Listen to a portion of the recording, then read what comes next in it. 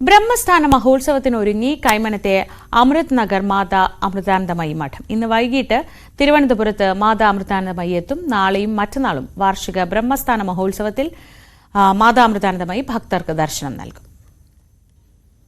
ബ്രഹ്മസ്ഥാന മഹോത്സവം 2025 ഒരുക്കങ്ങൾ പൂർത്തിയായി. മാതാ അമൃതാനന്ദമയി ഇന്ന് തിരുവനന്തപുരത്തെത്തും. ഇതോടെ ആഘോഷങ്ങൾക്ക് തുടക്കമാകും. ഭക്തരുമായുള്ള ഈ വർഷത്തെ സത്സംഗത്തിനായാണ് കൈമനത്തെ അമൃത് നഗർ ഒരുങ്ങുന്നത്. നാളെയും മറ്റന്നാളും വാർഷിക ബ്രഹ്മസ്ഥാന മഹോത്സവത്തിൽ അമൃതാനന്ദമയി ദർശനം നൽകും. ഞായറാഴ്ച രാഹുലി ഉണ്ടാവും. പിന്നെ ഒരു 10-10:30 അമ്മ സ്റ്റേജിൽ വരും. അത് കഴിഞ്ഞാല് പ്രധാനപ്പെട്ട വ്യക്തികൾക്ക് ആറാപ്പണം ചെയ്യാനുള്ള സൗകര്യമുണ്ട്. അത് കഴിഞ്ഞിട്ട് അവിടെ അതിനെ സത്സംഗം തുടങ്ങും. അതിന് സത്സംഗം, ധ്യാനം, അത് കഴിഞ്ഞ് ദർശനം.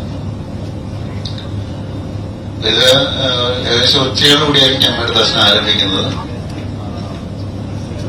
രാത്രി വൈകോളം നേരത്തെ നീണ്ടു നിൽക്കാറുണ്ടായിരുന്നു. ഇപ്പൊ എത്ര സമയം അമ്മയുടെ ഇരിക്കാൻ നമ്മുടെ അറിഞ്ഞുകൂടാ. എന്തായാലും സാധാരണ രാത്രി വരെ തുടരുന്നതാണ്.